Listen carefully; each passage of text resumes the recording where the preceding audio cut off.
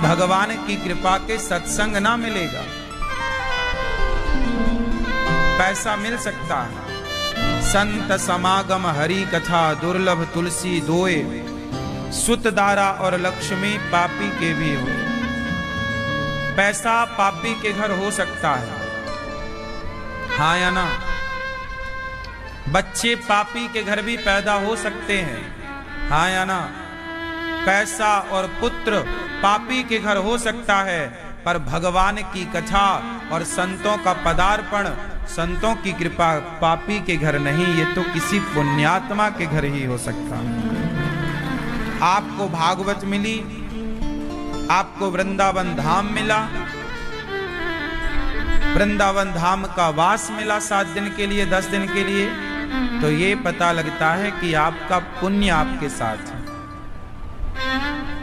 ये पुण्य है। और आपके पुण्य से वो लोग वृंदावन आए हैं आज, जो शायद कभी ना आते, हाँ या ना?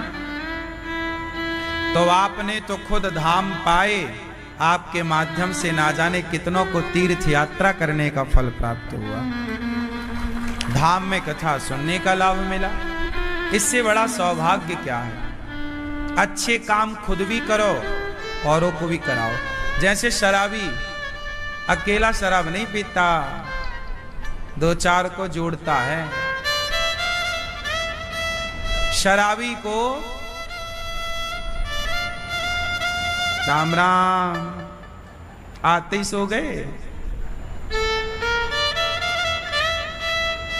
जैसे शराबी अकेला शराब नहीं पीता, सबको जोड़ता है शराब से, उसी तरह भक्त को अकेले भक्ति नहीं करनी, सबको भगवान से जोड़ो। भैया तुम भी करो, तुम भी चलो। मीराबाई पग घुंघरू बांध मीरा नाची रे। अब मुझे इस प्रश्न का उत्तर दो कि मीराबाई पग में पांव में घुंघरू बांध के काहे नाची रे? बताओ क्यों नाची? टोपी वाले भैया, वो तो गली गली हरि गुण गाने लगी। अब मुझे ये बताओ कि मीराबाई को गली गली हरि गुण गाने की क्या जरूरत थी? पीले भैया बताओ, आप बताओ कि मीराबाई को गली गली हरि गुण गाने की क्या जरूरत थी? घर में बैठ के गाती हरि गुण, पर लिखा क्या है? वो तो गली गली हरि गुण गाने लगी, ऐसी लागी लगन मीरा हो गई मगन। वो तो गली गली हरि गुण। क्यों भैया, पीले भैया, क्यों गली गली? नहीं, चश्मा वाले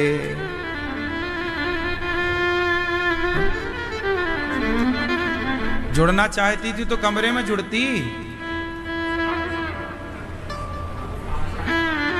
हाँ? क्या शादी की?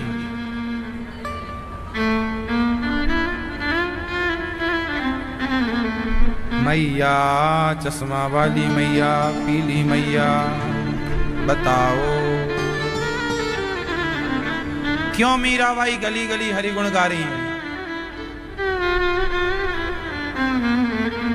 मीरा अपने कमरे में हरि गुण गाती तो केवल मीरा का उद्धार होता, कल्याण होता, पर वो गली गली जब भगवान का गुणगान गाती हैं तो सबके कानों में प्रभु का गुणगान जाता है और सब पर कृपा होती है। वो चाहती है सब पर कृपा हो, केवल मेरे ऊपर कृपा हो ना। जो भक्त होगा वो अपना भला ना, जो अपना भला सोचे वो भक्त हो ही नहीं सकता। भक्त वही है जो सबका भला चाहे। सबका सर्वे भवन्तु सुखिना, केवल मैं स्वर्ग जाऊं, केवल मेरा उद्धार हो ना। मेरा उद्धार नहीं, पहले मेरे भक्तों का उद्धार होना चाहिए। पहले तुलसीदास जी कहते हैं मेरा नहीं प्रभु सबका कीजिए। विश्वकर्मा को भेजा भगवान कृष्ण ने, जाओ सुदामा के महलों को सजा दो। सुशीला माता कहती हैं पहले गांव के सबका घर बनाओ फिर मेरा बनाना। जो भक्त होगा उस सबका भला चाहेगा, केवल मेरा उद्धार ना हो, सबका हो। तो मीराबाई चाहती हैं कि सबका हो, इसलिए वो गली गली हरि गुण, इसलिए भगवान का नाम जपो, भगवान की भक्ति करो। तो अकेले नहीं, सबको करा भैया तुम भी राम राम जपो। भैया मैया तेरे राम ना बोले तो पाँव में गिर जाओ भैया। भैया तेरे पाँव पड़ो एक बार, राधे बोल भैया। आपके पाँव में गिरने से यदि वो राम राम बोल गया तो आपने बहुत बड़ा पुण्य किया। किसी को ईश्वर के पथ पर जोड़ देना, इससे बड़ा कोई पुण्य हो तो बताओ। इसलिए सबसे बड़ा दान क्या है?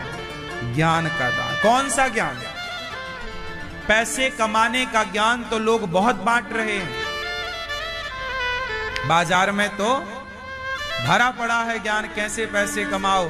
पैसे कमाने का ज्ञान तो दुनिया बहुत बांट रही है, पर भगवान से जुड़ने का ज्ञान तो मीराबाई बांट के गई, संत बांट रहे हैं। भैया भैया तेरे पाँव पड़ूं, जय श्रीमन्नारायण बोल। मैया तेरे पाँव पड़ूं, जय श्रीमन्नारायण बोल। जय श्रीमन्नारायण बोल, जय श्रीमन्नारायण बोल। जय श्रीमन्नारायण बोल, जय श्रीमन्नारायण बोल। मैया तेरे पाँव पड़ो एक बार, राधे बोल। मैया तेरे पाँव पड़ो एक बार, राधे बोल। इस तरह संत भीख मांगते हैं, भैया हमें जरा नाम की भिक्षा दे दो।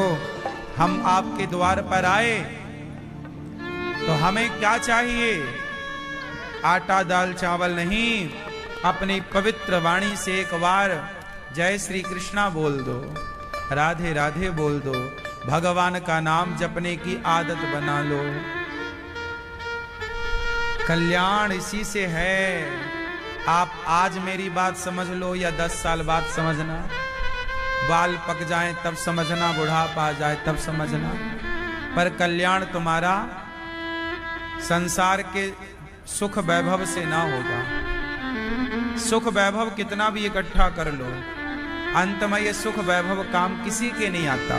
आज तक किसी के काम आया हो तो नाम बता दो, बोलो मेरी माँ। अंत में काम कौन आता है? अंत में काम राम आते हैं।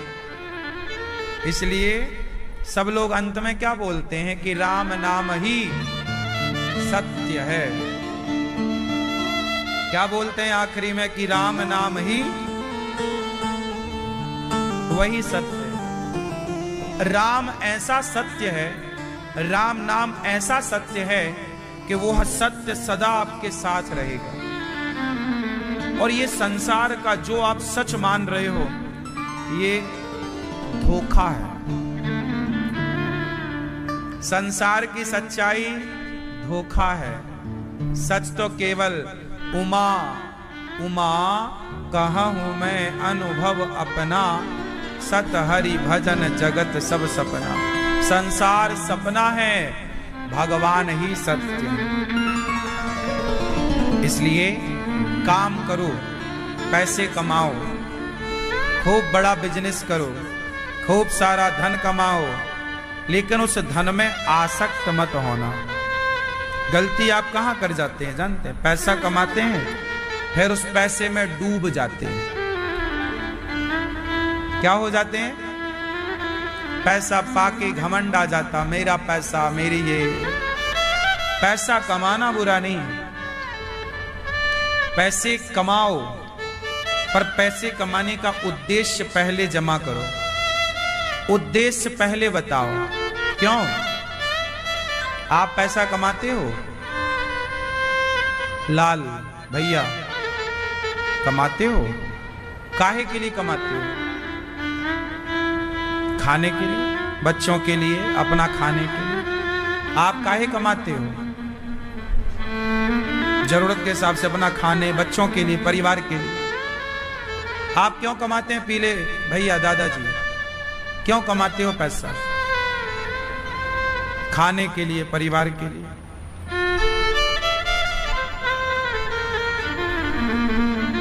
अब देखो आप चश्मा वाले भैया पीछे, क्यों कमाते हो पैसा?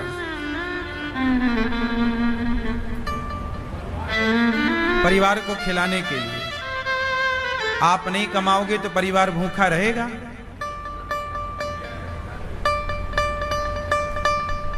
देखो, आप सबसे यही क्वेश्चन करना, सबसे एक ही प्रश्न करना, भैया तुम क्यों कमाते हो? सब लोग वही उत्तर देंगे जो आप लोगों ने दिया। खाने के लिए कमाते हैं, परिवार के लिए कमाते हैं, अच्छा पहन सकें, अच्छी गाड़ी में, अच्छे बंगले में रह सकें, इसलिए कमाते हैं। सुनो, आप कमाते हो खाने के लिए। अधिकांश लोगों ने क्या बोला? खाने के लिए कमाते। अच्छा बताओ, चिड़िया कमाती है क्या? बोलो, चिड़िया कमाती है क्या? तो क्या चिड़िया भूखी रहती है? बोलो, बिल्ली कमाती है क्या? बिल्ली भूखी रहती है क्या? बोलो, कुत्ता कमाता है क्या? भूखा रहता है क्या? एक आप हैं एक लौते जो कहते हैं कि खाने के लिए कमाते हैं। बाकी कोई 84 लाख योनियों में देख लो, कोई कमाता नहीं है, लेकिन खा सब रहे हैं। हाँ या ना? इसका मतलब इंसानों से ज्यादा उन पक्षियों को, उन पशुओं को विश्वास है कि जिस परमात्मा ने पेट दिया है वो पेट भरने की व्यवस्था वो खुद करेगा। उन पक्षियों को, पशुओं को पूरा विश्वास है, लेकिन आपको विश्वास नहीं है। आप कमा रहे हैं खाने के लिए। कमाना बुरा नहीं है, पर जो आपका उद्देश्य है ना खाना, वो गलत है। तो उद्देश्य क्या होना चाहिए? अरे खाना तो चिड़िया भी जानती है, बच्चों का, परिवार का पेट भरना तो कुत्ता बिल्ली भी जानते हैं। यदि आप भी कुत्तों की तरह कमाते, आप भी कुत्तों की तरह बच्चों का, परिवार का, चिड़ियों की तरह बच्चों का, परिवार का पेट ही भरते रहे, तो उन पक्षियों में, पशुओं में और आप इंसानों में अंतर क्या रहेगा? भाई वो भी अपने परिवार का पेट भर रहे हैं। कौन सी चिड़िया? चिड़िया तो दाना लाती है और चूजे के मुंह में ऐसे डालती है दाना, है ना, जो भी लाती है। हाँ या ना? तो परिवार का पोषण करना तो पक्षी भी अच्छे से जानता है। चिड़िया अपने लिए बिल्कुल वाटरप्रूफ घर बनाती है, घोंसला बुनाई करती है। हाँ या ना? कहां पढ़ने गई, कौन सी यूनिवर्सिटी में उसने पढ़ाई करी है भैया? कहां सीखी है इसने? इसका मतलब है पेट भरना तो ईश्वर ने सबको सिखा के भेजा है। कमाना बुरा नहीं है, पर खाने के लिए कमा रहे हैं, यह सिद्धांत बिल्कुल गलत है। तो क्या सही है? इसके लिए आपको सत्यनारायण भगवान की कथा सुननी चाहिए। इसमें एक छोटा सा वाक्य आता है सत्यनारायण भगवान की कथा का। आप में से कितने लोगों ने सत्यनारायण भगवान की कथा सुनी है? सुनी है? चलो फिर आप समझ पाएंगे। सत्यनारायण भगवान की कथा में एक छोटी सी कथा आती है कि एक पंडित जी सत्यनारायण भगवान की पूजा कर रहे थे। तभी एक लकड़हारा आता है, लकड़ी का गट्ठा बाहर रखता है और पंडित जी से बोलता है, आप क्या कर रहे हैं? बोले, मैंने सत्यनारायण भगवान की कथा की है, ये तू प्रसाद ले। तो वो पंजीरी बांटते हैं पंडित जी और चरणामृत देते हैं। लकड़हारा चरणामृत पंजीरी खाता है और बोलता है, ये क्या था? बोले, ये सत्यनारायण भगवान की आज हमने कथा सुनी है। तो लकड़हारा बोला, क्या मैं भी सुन सकता हूं? पंडित जी बोले, श्योर, क्यों नहीं।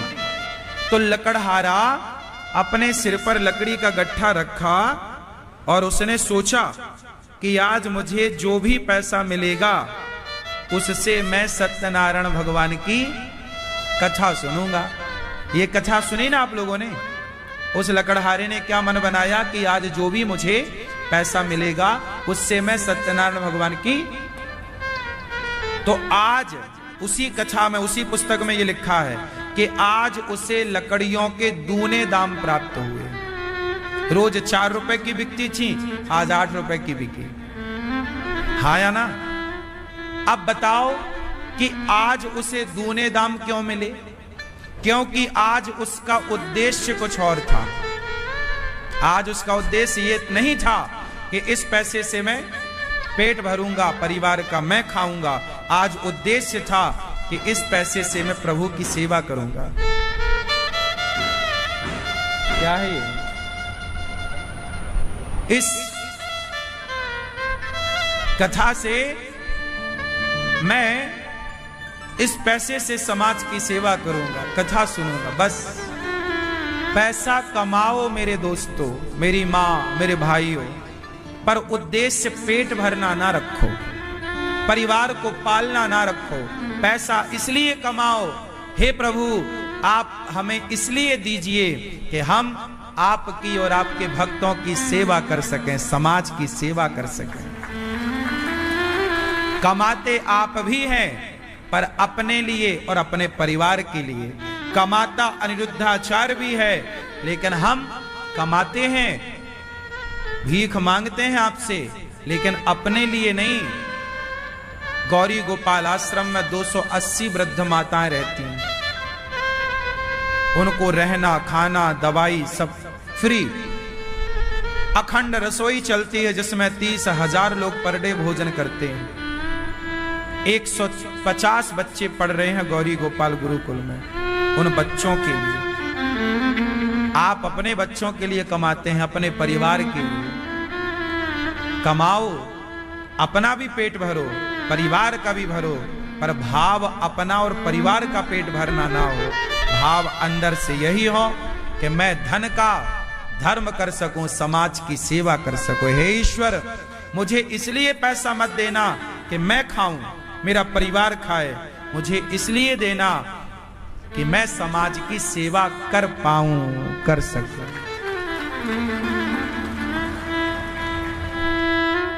खूब पैसा कमाना चाहिए, भाव होना चाहिए सेवा। सर्वे भवन्तु सुखिनः सर्वे सन्तु निरामया। हे प्रभु, सब सुखी रहें, सब निरोगी रहें, सब प्रसन्न रहें। और एक बात और है, सबकी प्रसन्नता ही हमारी प्रसन्नता है। क्यों जी? बात सही है। तो आज से आप लोग पैसे कमाने का नजरिया बदलेंगे। कमाओगे ज्यादा, मेहनत करो ज्यादा, पर नजरिया ये बदलना है कि अपने लिए नहीं। अपने लिए तो पशु पक्षी भी करते हैं, समाज के लिए। हमने समाज के लिए क्या किया? राष्ट्र के लिए क्या किया? माता पिता के लिए क्या किया? आजकल के कुछ बच्चे तो कमाते हैं केवल अपनी पत्नी और अपने बच्चों के लिए, माता पिता भी बेचारे भूखे प्यासे रहते हैं। कुछ बच्चे तो उन्हें भी अच्छी रोटी ना दे पाते हैं पेट भर। इसलिए पैसे कमाने का उद्देश्य अलग होना चाहिए। तो ये सारी विचारधारा कहां से आएगी? अच्छा बताओ, बैठे बैठे इतनी देर में कितनों का विचार बदल गया कि अब हम इसलिए कमाएंगे? सच्ची बताओ, किसका बदला इतनी देर में? यही है ज्ञान। ज्ञान क्या करता है? नजरिया बदलता है। अभी अभी इतनी देर में आपका नजरिया चेंज हो गया। कुछ नहीं किया, ना एक इंजेक्शन लगा, ना एक टैबलेट खाई आपने, विचारधारा बदल गई। सत्संग जरूरी है। आज के यूथ को सत्संग जरूरी है। यदि आज के नौजवान बच्चे सत्संग करते तो वो गलत विचारों में नहीं, एक अच्छे विचार के साथ अपना जीवन व्यतीत कर रहे होते। एक अच्छी सोच, एक अच्छी विचारधारा के साथ वो जीवन को जी रहे होते। प्रिय भक्तों, आप सबसे मेरी इतनी ही विनती है, प्रार्थना है कि आप भी अपना नजरिया बदलिएगा। और भागवत क्यों सुननी चाहिए? नजरिया बदलने के लिए। बिना सत्संग के, लिखा है बिनु सत्संग विवेक न होई, और राम कृपा बिनु सुलभ ना सोई। बिना सत्संग के विवेक नहीं हो सकता, और बिना विवेक के ये विचारधारा नहीं आ सकती। सच्चिदानंद रूपाय विश्वोत्पत्त्यादि हेतवे तापत्रय विनाशाय श्री कृष्णाय वयं नुमः। सच्चिदानंद रूपाय विश्वोत्पत्त्यादि हेतवे तापत्रय विनाशाय श्री कृष्णाय वयं नुमः। एक बार मेरे साथ बोलो, सच्चिदानंद रूपाय विश्वोत्पत्त्यादि हेतवे तापत्रय विनाशाय श्री कृष्णाय वयं नुमः। आप भी पैसा कमाना कल से, पर इसलिए कि आपको भी उस पैसे का कुछ समाज की सेवा में सहयोग के रूप में खर्च करना चाहिए। गौरी गोपाल आश्रम में इतनी सेवाएं चलती हैं, आप भी एक जरा सा सहयोगी बनकर किसी की हेल्प कर सकते हैं। सतचित आनंद, ईश्वर कैसे हैं? सतचित आनंद। भगवान कैसे हैं? मैया आप बताओ, पीली मैया, भगवान कैसे हैं? आपने भगवान को देखा है या नहीं? भैया आपने भगवान को देखा है? टोपी वाले भैया नहीं, चश्मा वाले भैया आपने भगवान को देखा है? नहीं। आपने भगवान को देखा? पीले भैया आपने भगवान को देखा? नहीं। चश्मा वाले भैया आप बताइए, आपने भगवान को देखा? नहीं। मैया पीली आपने भगवान को देखा? नहीं। ये बूढ़ी मैया हमारी माँ, आपने भगवान को देखा मेरी माँ?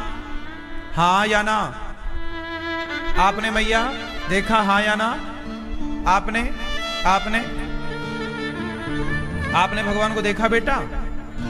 नहीं। आपने नहीं। आपने नहीं। आपने आपने नहीं। आपने हाँ कि ना? पीछे भैया ईश्वर को आपने देखा? हाँ या ना? ना।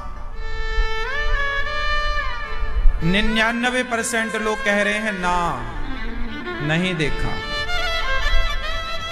अच्छा ये बताओ टोपी वाले भैया, आप कभी मंदिर गए हैं? गए? आपके आसपास मंदिर होगा, गए होंगे। तो मंदिर गए थे तो किसको देखने गए थे? जोर से। मंदिर में आपने किसको देखा था? भगवान की मूर्ति को, भगवान को नहीं देखा।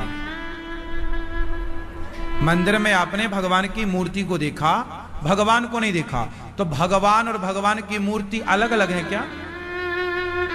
आप और आपकी मूर्ति, जैसे आप हैं तो आप भी तो अभी मूर्ति के रूप में ही हैं। मंदिर में मूर्ति और भगवान। आप सब लोग कह रहे हैं कि हमने भगवान को नहीं देखा, तो फिर मंदिर क्यों जाते हो? किसे देखने जाते हो? देखो, जिसे आप कहते हैं मूर्ति, यदि आपकी भावना में यदि वो मूर्ति है तो फिर मंदिर जाने से कोई लाभ नहीं, क्योंकि मूर्ति देखने क्या जाएं? भाई मूर्ति देखने हम मंदिर तो जाते नहीं हैं, हम तो भगवान का दर्शन करने जाते हैं। जब आपके मन में ये बात भर जाए कि ये मूर्ति नहीं है, भगवान यही है, मानो तो मैं गंगा मां हूं, ना मानो तो बहता। मानने की बात, माना कि 2 लड्डू हैं, माना कि 5 लड्डू हैं, जिसमें 2 हमने खा लिए, बताओ कितने बचे? जोर से, कितने बचे? माना कि 5 लड्डू हैं, 2 मैंने खा लिए, कितने बचे? अब बताओ लड्डू हैं क्या? लेकिन उत्तर सही आया, नतीजे पे पहुंच गए। लड्डू है नहीं, पर परिणाम सही आया। इसी तरह माना कि लड्डू है, तो मान लेने से यदि लड्डू को यदि समाधान तक पहुंच गए, तो मान लेने से, मूर्ति को भगवान मान लेने से आप समाधान तक तो पहुंच ही जाएंगे। उलझन तब तक है जब तक माना नहीं गया। उलझन कब तक है? जब तक माना ना जाए। भाई गणित तो माना की इसी में चलती है, पूरी गणित इसी पर टिकी है, माना की। हाँ या ना? और बड़े बड़े सवाल हल होते हैं माना की से। हाँ या ना? बस गंगा माता है किसके लिए? आप गंगा को नदी कहते हैं कि माता? गंगा माता है कि नदी है? बोलो। हनुमान जी बंदर हैं कि शंकर हैं? हाँ हाँ, पर हनुमान जी तो बंदर रूप में दिखते हैं। हनुमान जी बंदर नहीं है, बंदर का रूप है। गंगा नदी नहीं है, नदी का रूप है। उसी तरह भगवान मूर्ति नहीं है, मूर्ति के रूप में है। गाय पशु नहीं है। गाय कौन है? जोर से। गाय पशु नहीं है, पशु के रूप में है। राम मनुष्य नहीं है, मनुष्य के रूप में है। राम मनुष्य नहीं है, मनुष्य के रूप में है। कृष्ण मनुष्य नहीं है, मनुष्य के रूप में है। उसी प्रकार जगन्नाथ जी मूर्ति नहीं, मूर्ति के रूप में है। बिहारी जी मूर्ति नहीं, मूर्ति के रूप में। इसलिए आप कहते हैं कि हमने भगवान को नहीं देखा। देखा है, आप सबने भगवान को देखा है। बताओ, दुर्योधन ने कृष्ण को देखा था या नहीं? दुर्योधन ने कृष्ण को देखा या नहीं देखा? क्या दुर्योधन ने कृष्ण को भगवान के रूप में स्वीकार किया? क्यों नहीं किया? देखा तो था। ऐसे ही आप लोग हैं, आप सबने भगवान को देखा तो है, पर भगवान को भगवान के रूप में नहीं, एक पत्थर की शिला के रूप में स्वीकार कर लिया। इसमें भगवान का कसूर नहीं है। कृष्ण को दुर्योधन नहीं पहचान पाया, इसमें कृष्ण का दोष नहीं है, इसमें दुर्योधन का दोष। अर्जुन तो पहचान गए ना। कृष्ण को पहचानने के लिए दुर्योधन नहीं, अर्जुन बनना पड़ेगा भैया। मंदिर में भगवान है, मंदिर में पत्थर देखने वाले तो बहुत होते हैं, मंदिर में मूर्ति देखने वाले बहुत होते हैं, पर मंदिर में भगवान को देखने वाला कौन हो सकता है? मंदिर में भगवान को देखने के लिए प्रहलाद बनना पड़ेगा। प्रहलाद ने कहा इस खम्भे में भगवान है, तोड़ा। पिता ने, हिरण्यकश्यपु ने तोड़ा, तो खंबे से कौन आया? नरसिंह भगवान। यदि प्रहलाद के विश्वास के बल पर खंबे से भगवान प्रकट भये, तो तुम्हारे विश्वास के बल पर उस मूर्ति से क्या कृष्ण प्रकट नहीं होंगे? कमी मंदिर की नहीं है, कमी मूर्ति की नहीं है, कमी हमारी श्रद्धा की, आस्था की। हाँ या ना? समझ में आया कुछ के नहीं? क्या चश्मा वाले भैया, क्या समझ में आया? भगवान को आपने देखा है कि नहीं? अभी तो कह रहे थे नहीं देखा, अब देख लिया इतने जल्दी। लोग कहते हैं ना सत्संग में क्या रखा है, देख लो। पल भर में 5 मिनट में आपने अपने बयान बदल दिए। लोग कहते हैं ना सत्संग में क्या रखा, ये रखा। ये ताकत है सत्संग की कि आपकी सारी गलतफहमी को समाप्त करके 5 मिनट में आपके दिमाग का कचरा बाहर। ये ताकत सत्संग की है। लोग कहते हैं ना सत्संग क्यों जरूरी है। अब समझ में आया कि हम कितने अज्ञान में होते हैं, कितना कचरा भर रखते हैं दिमाग में। सत्संग करने से चुटकियों में चीजें ठीक होती हैं। सही है? इसलिए कहा बिनु सत्संग विवेक न होई। बिना सत्संग की आप कितना पढ़ लो भैया, कितनी भी यूनिवर्सिटियां घूम लो, कितना भी डिग्रियां ले लो, जो सत्संग सिखा सकता है वो धरती की कोई यूनिवर्सिटी नहीं सिखा सकती। इसलिए 60 सुध रहे सत्संगति पाई। कैसा भी हो सत्संग पाके लोग सुधर जाते हैं, सवर जाते हैं। प्रिय भक्तों, सच्चिदानंद रूपाय, ईश्वर सत्य है, सब जगह व्यापकता, चित्त। ईश्वर कहां रहते हैं? बताओ भगवान कहां है? बेटा आप बताओ कहां? मन में। चश्मा वाले भैया बताएंगे कहां? कण कण में, हरि व्यापक सर्वत्र समाना। चश्मा वाली मैया बताएंगी भगवान कहां रहते हैं? कण कण में। आपने देखा भगवान को? देखा आपने? ले मैया अभी भी सिर घुमा रही, नहीं देखा? अभी तक ये कह रही नहीं देखा। भगवान को देखा आपने? बोलो हाँ या ना। देखो मैया कह रही नहीं देखा। मैया ऐसे कथा सुनोगी मेरी माँ, फिर आप जाओगी अरे महाराज जी आपने तो कुछ सुनाया ही नहीं। क्या सुनाया? अब सुनाया इतना बार सुना कुछ नहीं, तो दोष हम पे ही आएगा कि महाराज जी ने क्या सुनाया।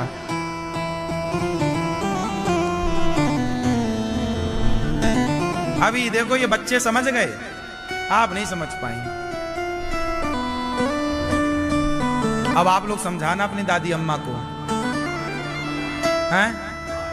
बुआ? हाँ बुआ है, दादी है, एक ही है, बूढ़ी है। हैं? बूढ़ी नहीं है, बच्ची है। अच्छा सॉरी शक्तिमान।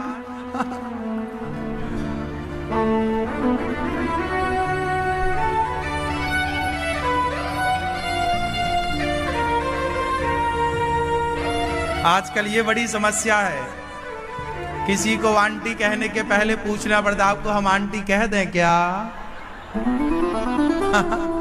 नहीं आजकल, अरे सुनो आंटी वांटी तो ठीक, आजकल दीदी कहना कठिन है। किसी को कहो दीदी, गुस्सा हो जा, दीदी कह रहे हो। पूछना पड़ता है हम आपको बहन कह दें क्या?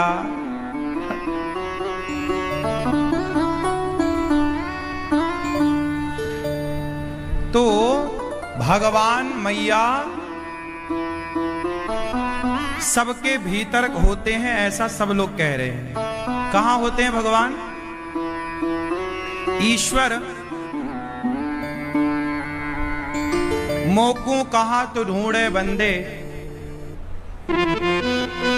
मोकू कहां तो ढूंढे बंदे, मैं तेरे विश्वास में।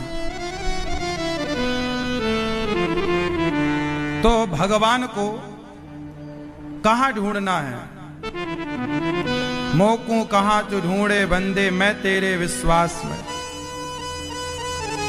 ना मंदिर में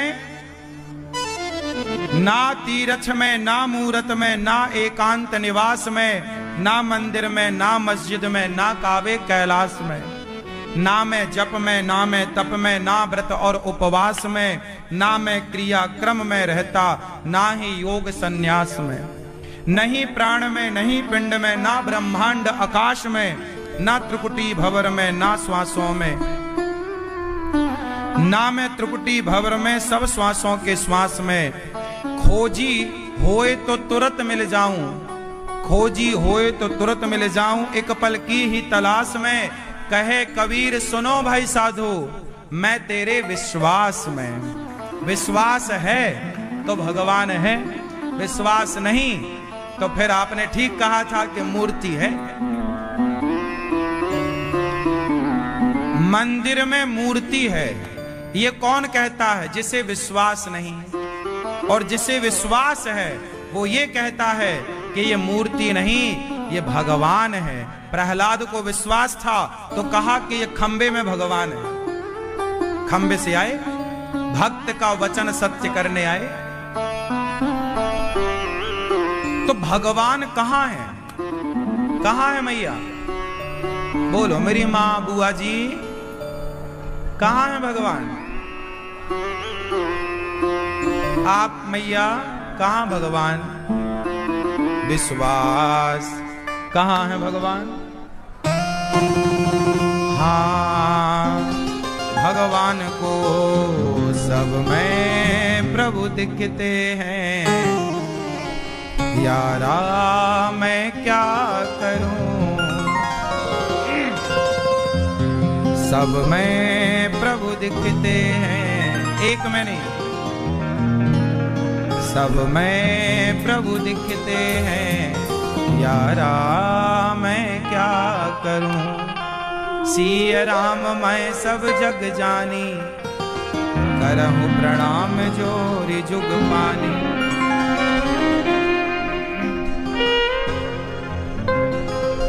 सब में प्रभु दिखते हैं, यारा मैं क्या करूं। भगवान सब में है, आनंद के रूप में भगवान सच्चित आनंद। अच्छा बताओ, भगवान करते क्या है? क्या करते हैं भगवान? विश्वोत्पत्त्यादि हेतवे। बताओ भगवान क्या करते हैं? जोर से क्या करते हैं? भगवान तीन काम करते हैं, सृष्टि उत्पन्न करना, पालन करना, संहार करना। यह काम किसका है? वह एक भगवान तीन भागों में डिवाइड होते हैं। ब्रह्मा सृष्टि उत्पन्न, विष्णु पालन संहार, Shiva ji. Brahma Vishnu god, GOD god, G for generator, O for operator, D for destroyer. तीनों को जोड़ा तो गॉड मीन्स भगवान। G for generator. अब बताओ जनरेटर कौन है? ब्रह्मा जी। ऑपरेटर विष्णु जी। डिस्ट्रॉयर भगवान शिव। इन तीनों के कार्य को देखकर गॉड, तीनों को जोड़ के बोल दिया गया गॉड, GOD। भगवान का काम यही है, उत्पन्न करना, पालन कर। अच्छा बताओ, आप सबके पालनहार कौन है? कौन? हम सबके पालनहार भगवान है। अच्छा ये बताओ, आपका पालन भगवान किस तरीके से करते हैं? ये भैया बताएंगे, दादाजी। भगवान आपका पालन किस तरीके से करते हैं? हाँ हाँ बताइए, कैसे करते हैं? मैया, लाल मैया, कैसे पालन करते हैं भगवान? है? कर्मों के आधार पर। ऐसा आप कह रहे हैं मैया, कौन कैसे? भगवान हमारा पालन करते हैं, ये बात सही है कि झूठी है? कैसे करते हैं? सिद्ध करो। कैसे? सुनो, जब हम पेट में होते हैं मां के, तो मां के पेट में 9 महीने तक हमारा पालन भगवान करते हैं। हम पेट में भी जिंदा हैं, मतलब कोई है देख रेख करने वाला, वह भगवान है। जैसे ही हम मां के पेट से बाहर आए तो रोटी खा नहीं सकते थे, चाउमीन बर्गर पिज्जा खा नहीं सकते थे, तो भगवान ने क्या दिया? बोलो बोलो, मां का मधुर अमृत जैसा दूध। बच्चा पैदा होता है और मां का दूध पीना शुरू करता है। कौन कर रहा भाई? कोई डॉक्टर भरने गए थे, फिर भगवान पालन कर रहे हैं। आपका जन्म हुआ, दूध, फिर आप बड़े हुए तो छोटे छोटे दांत आने लग जाते हैं। ये पालन का ही तो प्रोसेस है। फिर आप बड़े हुए 6, 7, 8 साल के, तो पुराने दांत गिर गए, नए दांत का पदार्पण हुआ। पुराने लोकल दांत गिर गए, कंपनी वाले लगवाए भगवान ने, VIP ब्रांडेड।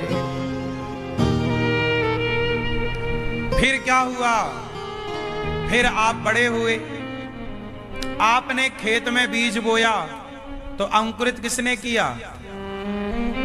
पानी किसने दिया? हवा किसने दी? ये सब तरीके से पालन कर कौन रहा? आज पानी बरसना बंद हो जाए और खेत अनाज देना बंद कर दें, तो बताओ कौन रहेगा संसार में? हाहाकार मच जाएगा, खत्म हो जाएगा संसार। पानी देकर ईश्वर, अनाज देकर ईश्वर हम सबका पालन कर रहे हैं, हाँ या ना? तो बताओ, भगवान ने ही हमें जन्म दिया, वही हमारे पालनहार, और हमारा टाइम पूरा होगा, बूढ़े हो जाएंगे, तो भगवान कहेंगे चलो अब चला नहीं जा रहा है, बड़ा कष्ट है, संहार। ये ईश्वर की व्यवस्था है। अच्छा, मरना ये अच्छी बात है कि बुरी बात है? लोग मर जाते हैं ना बुढ़ापे में, तो मर जाना सही है कि गलत है? सोचो कि यदि कोई, आप जरा ऐसा सोचो कि कोई ना मरता, तो सोचो आज संसार में पांव रखने की जगह होती? यदि कोई ना मरता तो सोचो कि तुम्हारी सास की सास की सास की सास की सास की सास की सास सब बैठी होती कोने कोने में, तुम पांव पड़ पड़ के मर जाती सासों की। वो तो अच्छा है शंकर जी की कृपा जो संहार की व्यवस्था किए हैं, तो ज्यादा सासों के चक्कर में नहीं पड़ना पड़ता, 1-2 ही सास मिल पाती हैं। सोचो ना मरती तो 100-200 सास बैठी होती, पूरा घर छत भरा होता सासों से, मैदान भरा होता सासों से, और गली मोहल्ले तक सास ही ढूंढ, कमर टूट जाती तुम्हारी। क्यों? बात सही है? अच्छा है, मृत्यु देवता अच्छे हैं, संहार एक व्यवस्था है ईश्वर की, हाँ या ना? इसलिए उत्पन्न करना, पालन करना, और ऐसे भगवान सारे दुखों को दूर करने वाले जो भगवान की शरण में है। अच्छा ये बताओ, भगवान के भक्तों को दुख मिलता है कि नहीं मिलता? जोर से, जोर से पीली मैया, भगवान के भक्तों को दुख मिलता है कि नहीं मिलता? जोर से। पीछे वाले, मैया क्या बोलती तू? नहीं, आपके पीछे वाले। भगवान के भक्तों को दुख मिलता है कि नहीं मिलता? क्यों मिलता है? भगवान के भक्तों को दुख क्यों मिलता है? क्यों मिलता है? एक बात बताएं, भगवान के भक्तों को दुख नहीं मिलता, ये अफवाह है कि दुख मिलता है। सुदामा जी क्या जीवन में दुखी थे? 4 दिन उनका चूल्हा नहीं जलता था, खाने को रोटियां नहीं थी। लेकिन सुदामा से पूछा गया कि भगवान के तुम इतने बड़े भक्त हो और भगवान ने तुम्हें इतना दुख दिया। तो सुदामा जी ने कहा, भैया ये बताओ, ये तुमसे किसने कह दिया कि मैं दुखी हूं? अरे दुनिया को लगता है कि भक्त दुखी है, भक्त को कभी नहीं लगता कि मैं दुखी हूं। दुख में तो वो ये महसूस करता है कि प्रभु मेरे साथ हैं।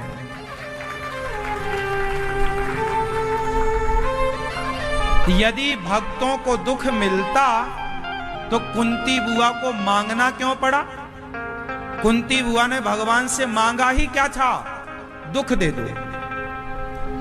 यदि भक्तों को दुख मिलता तो कुंती ये क्यों कहती कि विपदा संतु नः शश्वत, दुख दे दो? उनके पास तो ऑलरेडी होता। भगवान के भक्तों को दुख नहीं मिलता, हां, पर समाज को ऐसा लगता है। जब आपके घर 4 दिन चूल्हा नहीं जलेगा तो आपको तो लगेगा मैं बहुत दुखी हूं, खाने को रोटी नहीं है। लेकिन उस हाल में भी सुदामा ने प्रभु का धन्यवाद स्मरण किया, पानी पी लिया सुशीला माता ने, सुदामा जी को पानी। सुशीला ने माता ने कहा कि देखो आज 4 दिन हो गए चूल्हा नहीं जला, तुम इतने बड़े भक्त हो। सुदामा जी बोले, अरे भाग्यवान, नाराज क्यों होती है?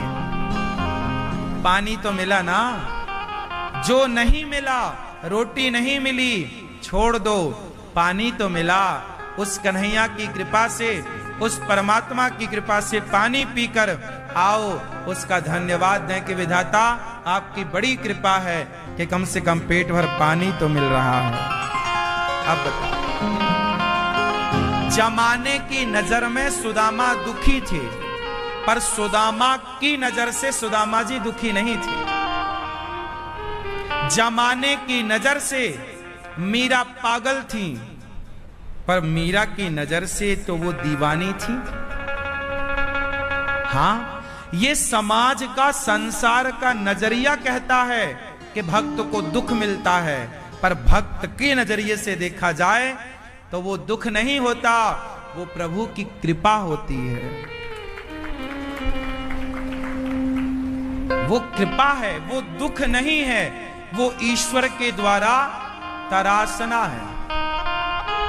जैसे सोने का आभूषण बनाया जाएगा तो भट्टी से गुजरना पड़ेगा।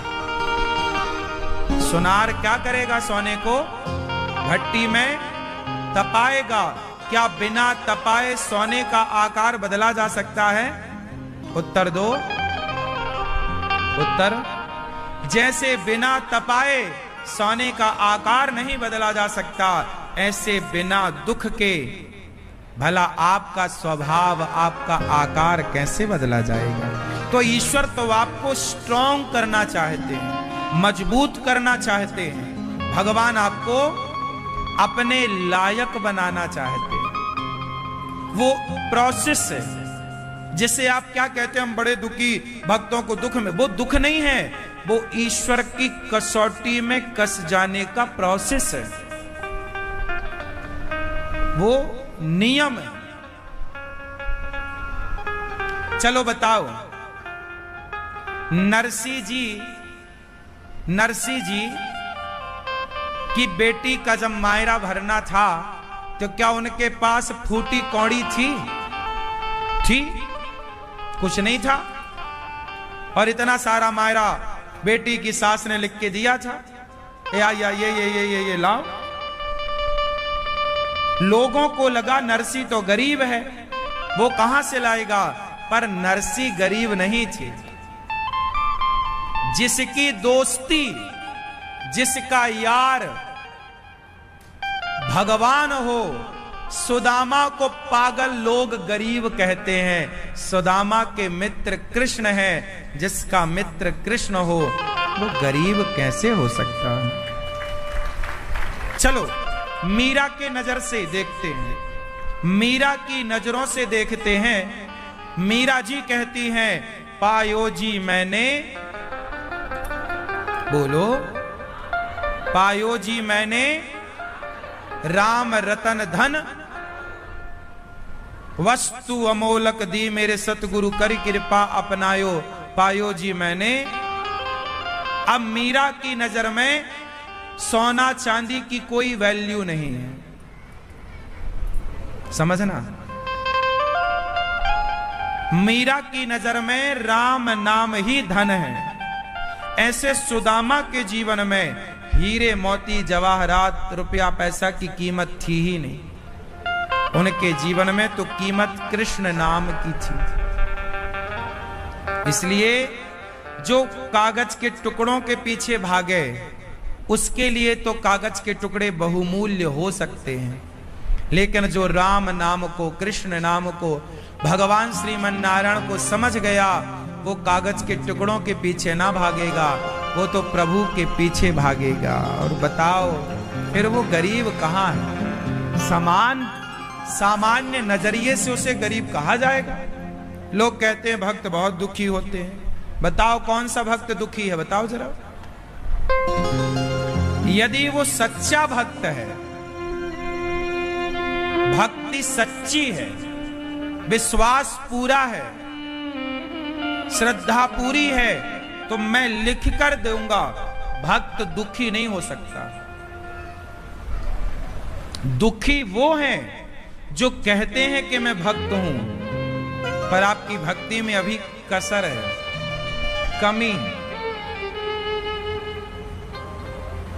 भक्ति दुख नहीं देती मेरी मां। गन्ना को निचोड़ोगे तो क्या निकलेगा? कड़वा के मीठा। गन्ना को निचोड़ोगे और यदि कड़वा निकल रहा है तो समझ लेना कि यह गन्ना नहीं है।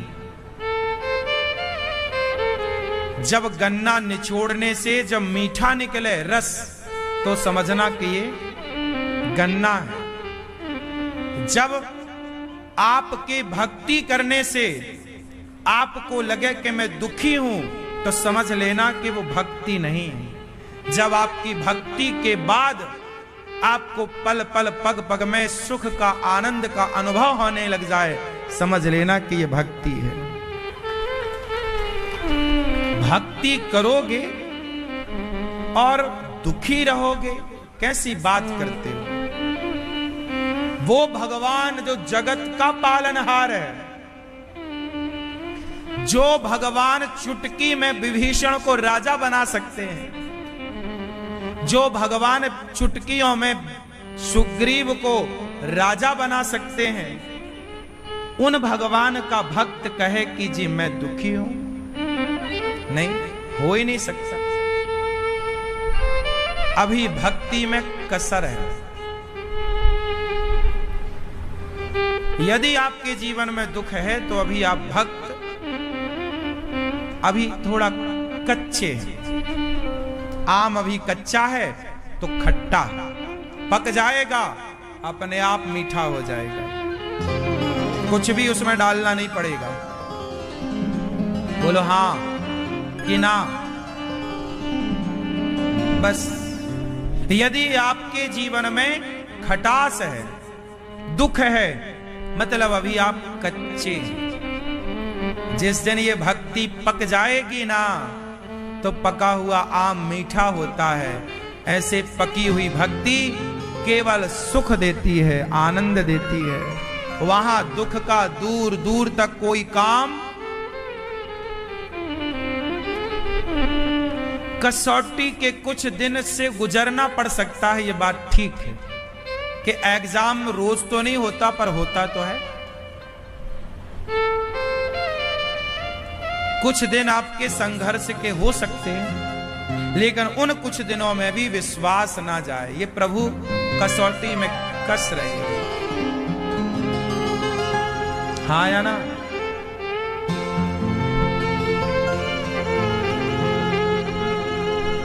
ऐसे भगवान जो हमारा सारा दुख दूर करने वाले, भगवान उनका दुख दूर करते हैं जो भगवान की शरण में जाते हैं। जो जाएंगे दुख दूर होगा, नहीं जाएंगे। मैया यशोदा दीप दान कर रही थी, सारे दिया बह रहे थे यमुना जी में।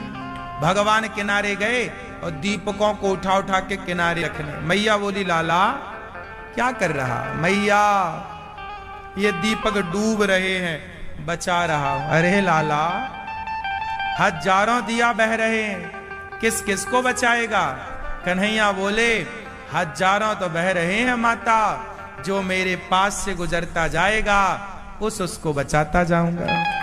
सार में डूबने की स्थिति में, लेकिन जो जो भगवान के पास से गुजरता जाएगा उसको प्रभु बचाते जाएंगे। तो आप अपने आप को भगवान के आसपास ही रखो, चरणों में रखो। प्रभु हम आपके, हे नाथ मैं आपको कभी भूलूं नहीं, तो फिर आपको बचा लिया जाए, वरना बाकी तो सब डूब ही रहे हैं।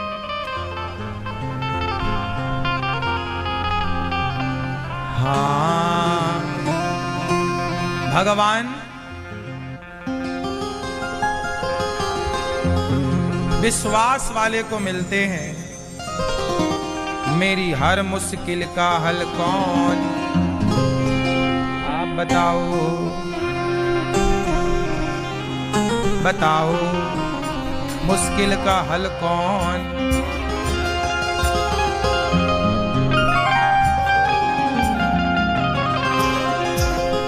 मेरी हर मुश्किल का हल बन जाता तू ही है, उलझन भी मेरी हर पल सुलझाता तू ही है। मेरा तो बस शाम सहारा तू ही है।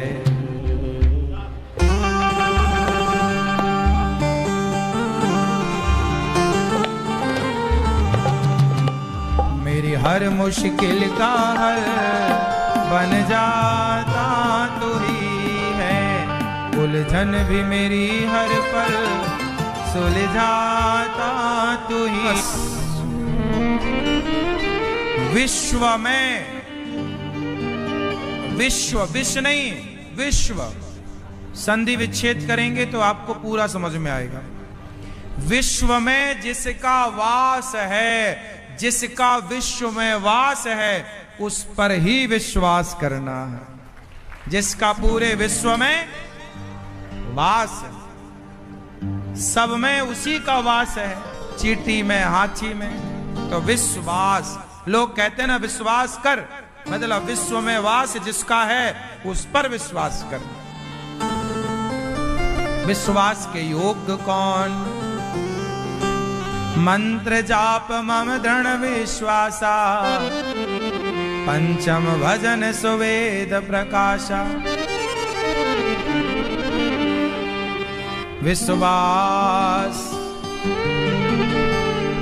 हमें तो भगवान पर मोहे तो भरोसो, इन चरणन केरो।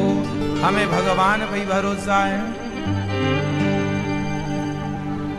इंसानों पे भरोसा मत किया करो, इंसान बदल जाते हैं। लोग,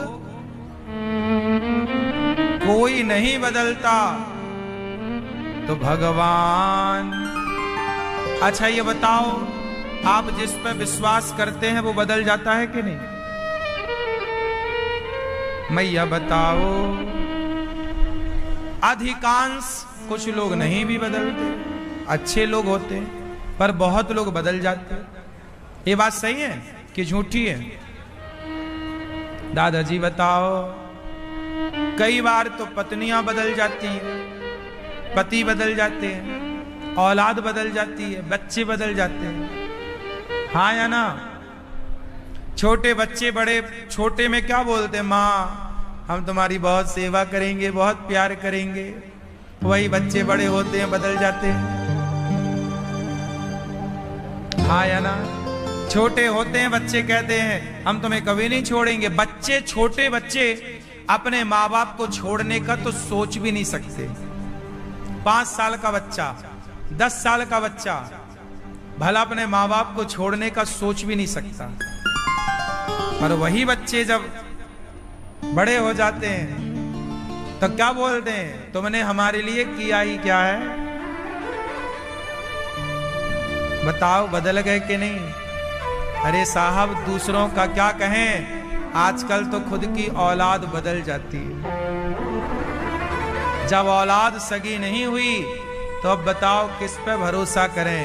इसलिए भरोसा क्यों जगत पे करना, जगन्नाथ पर, भगवान पे भरोसा। हे प्रभु हम तो आपके हैं, पार लगाओ तो आप, डुबाओ तो आप, हमारी गाड़ी तो आपके हाथ है, नैया आप संभालो, जैसे मर्जी हो वैसे करो। चाहो तो पार लगा दो, चाहो तो डुबा दो। बात सही है?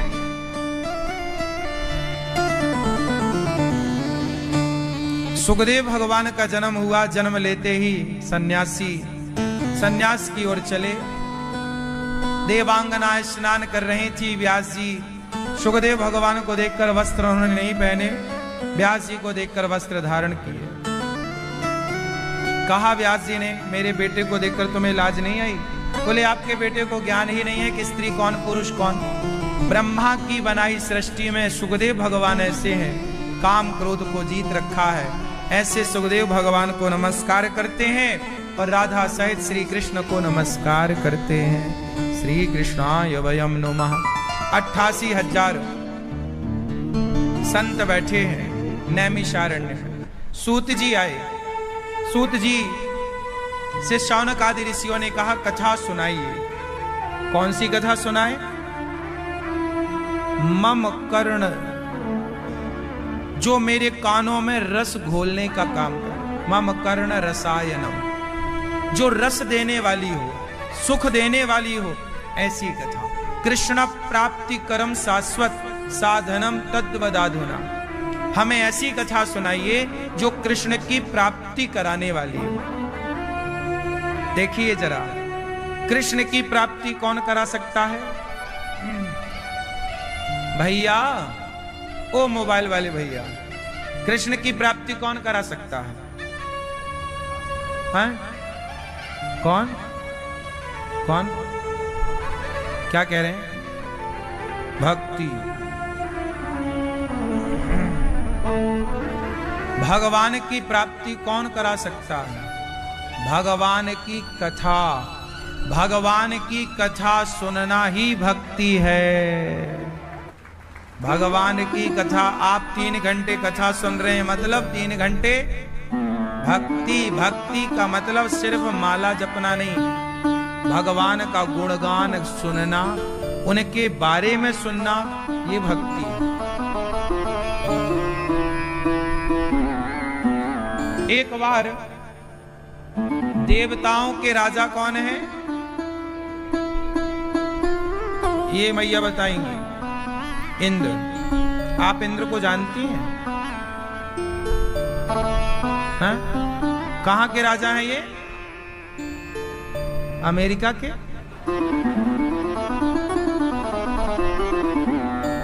सूर्यलोक के? स्वर्ग के? इंद्र जो हैं वो स्वर्ग के राजा हैं। वो स्वर्ग के राजा स्वर्ग को छोड़कर सुखदेव भगवान के पास आए। कहा हमें कथा सुनाओ। ये जो राजा परीक्षित को आप सुना रहे हैं, ये हमें सुनाओ। इंद्र ने कहा। सुखदेव भगवान ने कहा आपको क्यों सुनाए? बोले हम अमृत लाए हैं, राजा परीक्षित को अमृत पिला दो, अमर हो जाएंगे, हमें कथा सुना। सुखदेव भगवान हंसे, बोले क्वा सुधा क्वा कथा लोके क्वा कांचा क्वा मणिर महान। अरे राम राम। इंद्र, कहां कांच का टुकड़ा? तुम्हारे स्वर्ग का अमृत कांच का टुकड़ा है, कथा मणि है। इंद्र बोले अरे स्वर्ग में आपने देखा कितना वैभव है। सुखदेव भगवान बोले इंद्र, स्वर्ग के अमृत को पीने से स्वर्ग मिलता है, पर कथा अमृत पीने से, कथा सुनने से स्वर्ग नहीं भगवान मिल जाते हैं। और सुनो, भगवान मिल गए तो स्वर्ग वर्ग बहुत छोटी चीज है। स्वर्ग में क्या रखा? अप्सराएं नाच रही हैं। आपको भोग विलास की कामना है तो स्वर्ग जाओ, क्योंकि वहां तो यही सब रखा है। खूब सुंदर सुंदर अप्सराएं हैं, सुंदर सुंदर वहां पे संसार की सामग्रियां हैं, सुख का पूरा सामान है। सांसारिक सुख लेना है तो स्वर्ग जाओ। लेकिन एक भक्त को ना स्वर्ग नहीं चाहिए। क्या करेगा साधक? भक्त को स्वर्ग नहीं चाहिए, वो तो भगवान के चरण चाहता है। अर्थ न धर्म न काम रुचि, गति न चाहो निर्वाण। जन्म जन्म रति राम पद, यह वरदान नया। हमें अर्थ नहीं चाहिए, धर्म नहीं, काम नहीं, मोक्ष नहीं, जन्म जन्म रति राम। हे प्रभु, जिस योनि में हमारा जन्म हो, आपके चरणों में हमारी प्रीति बनी रहे। स्वर्ग भक्त चाहता ही कब है? स्वर्ग में जाके करोगे क्या?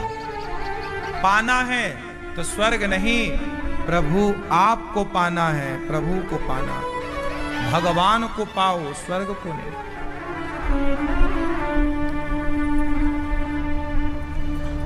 तो इंद्र बोले कि ये स्वर्ग का अमृत पिलाओ। परीक्षित जी से पूछा, परीक्षित, अच्छा परीक्षित जी को 7 दिन में मरने का श्राप लगा था। परीक्षित जी के पास टाइम कितना था? 7 दिन बाद क्या होता? क्यों 7 दिन बाद परीक्षित जी के साथ क्या होने वाला था? क्यों मैया, क्या होता बुआ जी? 7 दिन में वो मर जाते। उनको 7 दिन में मरने का श्राप लगा था। किसने दिया था? श्रृंगी ऋषि ने। क्यों दिया था? क्योंकि एक संत के गले में मरा हुआ सांप डाल दिया, तो संत का अपमान करने से उन्हें 7 दिन में मरने का श्राप मिला। जब आप संतों का अपमान करते हैं, आपकी उम्र घट जाती है। जब संतों का सम्मान करते हैं, आपकी उम्र बढ़ जाती है। इसलिए संतों का अपमान करके क्या पाओगे? क्या पाओगे? आप किसी संत को गाली दो, अपमान करो, क्या पाओगे? कभी धोखे से संतों का अपमान ना हो, क्या पालोगे? किसी भक्त का अपमान ना हो, किसी ब्राह्मण का अपमान ना हो, क्या पाओगे अपमान करके?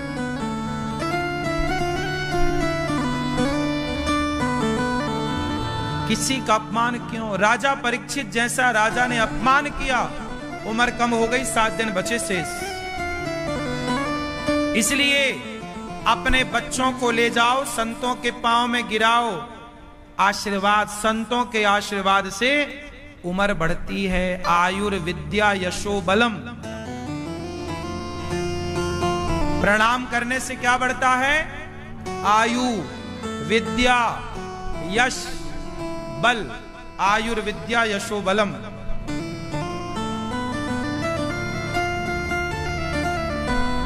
मार्कंडेय जी नाम के बालक थे।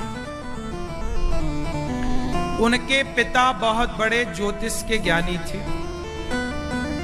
भगवान शिव की कृपा से उन्हें पुत्र हुआ, पर शंकर जी ने कहा कि ये 12 साल में ही मर जाएंगे। ये बालक की आयु कितनी है? अब तो भाई बाप तो चिंतित हो ही जाएगा। भाई जिसका बेटा 12 साल की आयु लेके आया है, तो माता पिता तो चिंतित। वो माता पिता बड़े दुखी हो गए। क्या करें, बच्चा हुआ, पर बच्चे होने की खुशी नहीं थी माता पिता को, क्योंकि पता था कि बस 12 साल में इसकी आयु हो जाएगी पूरी।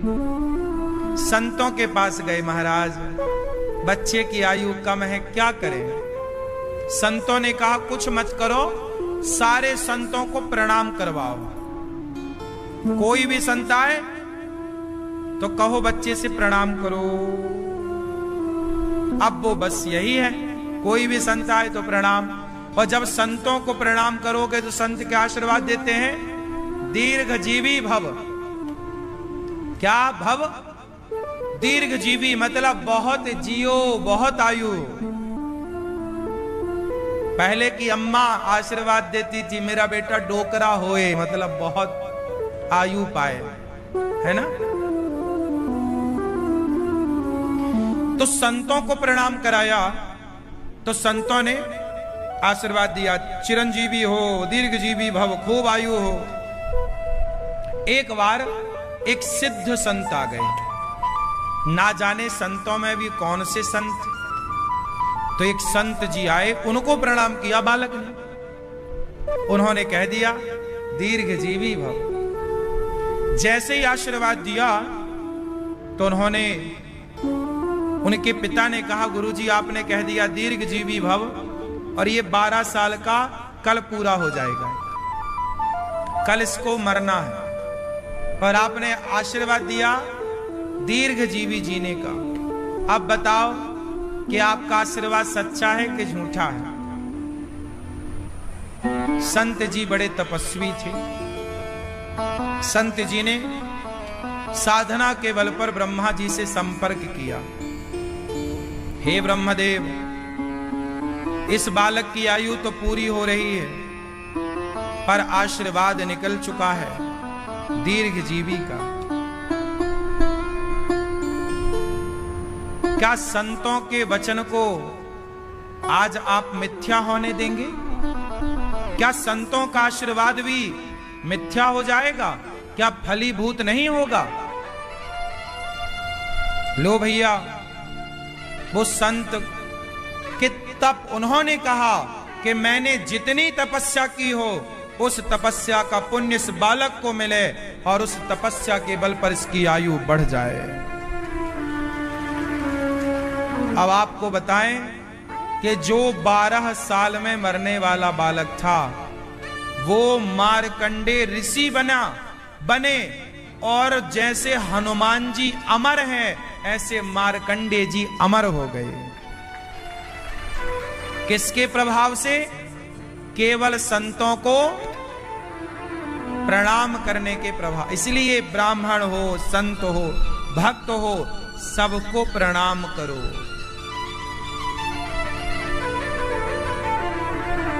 आशीर्वाद लेने में क्या नुकसान है? आजकल के बच्चे आशीर्वाद भी नहीं ले पाते बेचारे, उनको प्रणाम करना तक तो आता नहीं है, घुटने छूते हैं ऐसे। घुटने छुओगे तो घुटनों में तो रोग होता है, रोग मिलेगा, आशीर्वाद क्या मिलेगा? जब तक आशीर्वाद देने वाला देता तब तक वो भाग जाता है। प्रणाम कैसे किया जाना चाहिए जानते हो? नहीं? कैसे प्रणाम करना चाहिए पता है? हाँ या ना?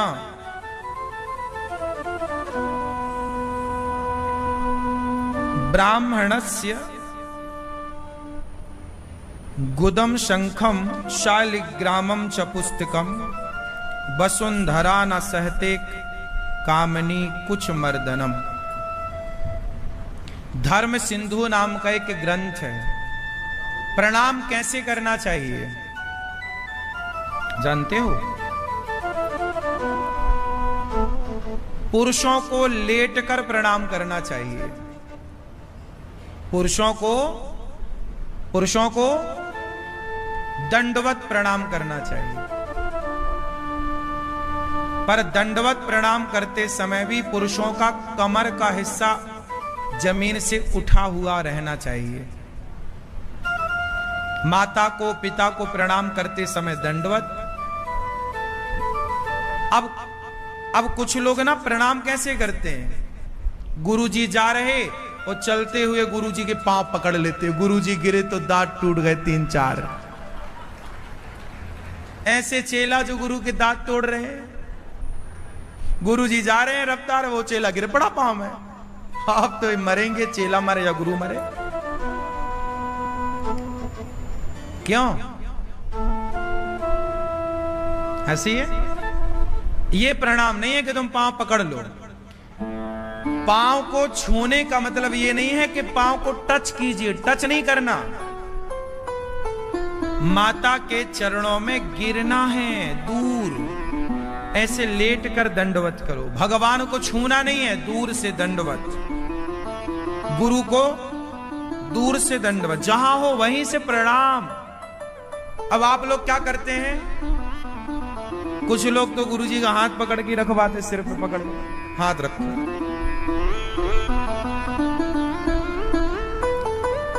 जहां हो वहीं से प्रणाम, वहीं से आशीर्वाद। जैसे आप वहां बैठे हैं, हम यहां बैठे हैं, हम यहीं से आप सबको प्रणाम करें। हम यहीं से आप सबको प्रणाम करें। हो गया प्रणाम। आप बेटे हो तो अपनी मां के चरणों में लेट जाओ। पुरुष पिता है तो पिता के चरणों में लेटो। पति है, अच्छा स्त्रियां कैसे प्रणाम करें? स्त्रियों को लेटकर प्रणाम करना चाहिए या नहीं? बोलो। स्त्रियों को कदापि लेटकर प्रणाम नहीं करना चाहिए। घुटनों को जमीन में रखकर मस्तक को जमीन पर टिकाना चाहिए। स्त्रियों को दंडवत प्रणाम नहीं करना चाहिए। एक बार हमने ये कह दिया कि स्त्रियों को लेटकर प्रणाम नहीं करना चाहिए क्योंकि स्त्रियों के स्तनों का भार पृथ्वी नहीं सह पाती, तो इस बात का बहुत लोगों ने मजाक उड़ाया, जबकि ये बात ग्रंथों में लिखी पाई गई है। सुनो, मैं श्लोक बोल रहा हूं, इस बात का प्रमाण। धर्म सिंधु नाम का एक ग्रंथ है, उसमें यह बात लिखी है कि ब्राह्मणस्य, ब्राह्मण को कभी जमीन पे नहीं बैठना चाहिए, अर्थात आसन के बिना। कभी बिना आसन के ब्राह्मण को नहीं बैठना चाहिए। ब्राह्मणस्य गुदम शंखम, ब्राह्मणों का पृष्ठभाग जमीन में नहीं, आसन में। शंख को कभी जमीन में नहीं रखना चाहिए। शंख बजाने वाला ब्राह्मण को कभी जमीन पर नहीं बैठना चाहिए, आसन होनी चाहिए। शंख को जमीन पर नहीं रखना चाहिए, आसन होनी चाहिए। शालिग्राम, शालिग्राम भगवान को कभी जमीन पर नहीं रखना चाहिए, उनकी अपनी आसन होनी चाहिए। और स्त्रियों का वक्षस्थल कभी जमीन पर, सीधा भूमि पर टच नहीं होना चाहिए। बिना आसन के जमीन पर टच ना हो। यदि आप लेटे तो कुछ नीचे बिछा हुआ होना चाहिए, है ना? यदि ये ब्राह्मणों का पृष्ठभाग, शंख, शालिग्राम और स्त्रियों को वक्षस्थल यदि सीधे भूमि पर स्पर्श करता है तो पृथ्वी इनका भार नहीं सह पाती। ये बात लिखी है, तो जो लिखा है साहब वही तो बोला जाएगा। अब इसका भी तुम मजाक उड़ाओ तो हम क्या करें? उड़ाते रहो। पढ़ना पड़ता है ना चीजों को, इसलिए स्त्रियों को दंडवत प्रणाम नहीं करना चाहिए। लिखा है कि वसुंधरा ना सहते कामनी कुछ मर्दनम। कामनी मतलब स्त्रियां, स्त्रियों का जो पृष्ठ भाग है, ये वक्षस्थल है, ये हिस्सा वसुंधरा ना सहते मतलब पृथ्वी नहीं सहती। मर्यादा ये क्यों कही गई? ये मर्यादा के लिए कहा गया। बात समझ में आ रही है? तो स्त्रियों को कैसे प्रणाम करना चाहिए? घुटनों को जमीन पर टेक कर फिर अपना मस्तक ऐसे। पुरुषों को दंडवत, ऐसे प्रणाम करने की पद्धति है, परंपरा है। ठीक है?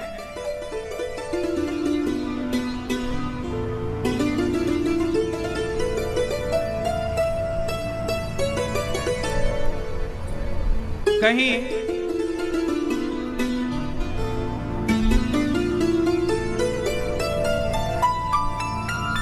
एक मंदिर में तस्वीर थी, तो मैंने वो तस्वीर रख ली कि आप लोगों को कभी दिखा दूंगा। देखो भैया, देखो ये कहीं पुराने मंदिर की एक तस्वीर थी, तो मैंने रख ली कि आपको काम आएगी। ये देखो, इसमें ध्यान से देखना है आपको। इसमें प्रणाम बनाया गया। पुरुष कैसा प्रणाम कर रहा है? लेट के ये पुरुष है और ये स्त्री ऐसे प्रणाम कर रही है। ये देखो, ये पुराने मंदिरों में चित्र बनाए गए थे, उकेरे गए थे, क्योंकि आने वाले टाइम पर लोग हर बात का विवाद करेंगे। तो हमारे ऋषि मुनियों ने लिख तो दिया, इसलिए जो पुराने मंदिर मुगलों ने तोड़े थे, काहे तोड़े थे? क्योंकि हमारे मंदिरों में हमारी संस्कृति के सारे एविडेंस मौजूद थे। वो एविडेंस मिटाने के लिए मंदिर तोड़े गए थे। मंदिर हमारे भारत की क्या थी? धरोहर। सारे मंदिरों में जो पुरानी कलाएं थी, जो प्राचीन भारत था, जैसे आज सारी चीजें सर्वर के अंदर होती हैं, गूगल के अंदर होती हैं, मोबाइल के अंदर होती हैं, गैलरी के अंदर होती हैं, सॉफ्टवेयर के अंदर होती हैं, ऐसे पहले के जमाने में सॉफ्टवेयर नहीं था, गूगल नहीं था, तो पहले के लोग अपनी धरोहर कहां संजोते थे? एक मंदिर बनाते थे। मंदिर में चारों ओर अपनी संस्कृति को उकेरते थे पत्थरों में, ताकि आने वाली पीढ़ी देखकर समझ सके कि आज के 100 साल पहले भी आधुनिकता थी। क्या क्या भारत में था? आप प्राचीन मंदिरों को देखिएगा, क्या क्या था, कैसी इंजीनियरिंग थी, कैसा पुराना आर्किटेक्चर था। ये सब पुराने मंदिरों में आपको सब, क्यों आज का इंजीनियर घर बनाता है, बिल्डिंगें बनाता है, पुराने मंदिर जो बने हैं आज तक चल रहे हैं, 1000 साल हो गए। कितना भूकंप, कितना तूफान आया, तो भारत के ही वैज्ञानिकों ने बनाया ना, उनको इंजीनियरों ने, हाँ या ना? तो क्या ये प्रतीक नहीं है कला का? बोलो, क्या उस जमाने की ये विद्या नहीं थी? इसीलिए उस सारी विद्या को नष्ट करना चाहा मुगलों ने। मुगलों ने अपने बापों के घर में तो कभी ऐसे गगन चूमती इमारतें देखी नहीं थी। यहां आए तो वो बना तो सकते नहीं थे, तो उन्होंने कहा कि भाई हम बना नहीं सकते तो बिगाड़ तो सकते हैं। एक गांव का आदमी बाजार से लालटेन लेके आया पहली बार, लालटेन, तो पूरे गांव के लोग देखने आए, भाई ये क्या है? अरे ये तो बड़ा हुआ प्रकाश दे रहा, ये तो हवा में भी जलता है, ये तो बारिश में भी बाहर आंगन में जलता। लालटेन ना कांच लगा रहता, बारिश में सब में जलेगा वो। अरे ये तो बढ़िया। अब गांव वालों ने कहा, भाई ये बताओ, हम सबके घर में अंधेरा है, बस इसी के घर में प्रकाश है, तो क्या करें? या तो आप ये करो कि सब लोग अपना अपना लालटेन लेके आओ बाजार से, या तो एक काम करो कि इसका भी फोड़ दो। तो गांव वालों ने योजना बनाई, एक काम करो, अपन क्यों लेके आए हैं, क्यों पैसा फूकें, ये आगे बढ़ रहा है। वो लालटेन वाला बढ़िया लालटेन जला के सो गया, ये चुपके से गए, ले आए और उसे चूरा कर दिया। ना हमारे पास नहीं है तो तेरे पास भी नहीं होना चाहिए। ऐसे ही मुगलों का हाल था कि उनके अपने देशों में तो खाने को नहीं था, तब ना वो भाग के भारत आए।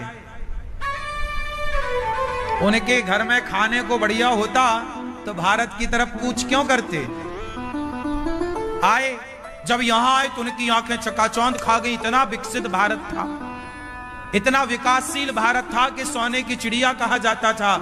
जहां डाल डाल पर सोने की चिड़िया करती है बसेरा, वो भारत देश है मेरा।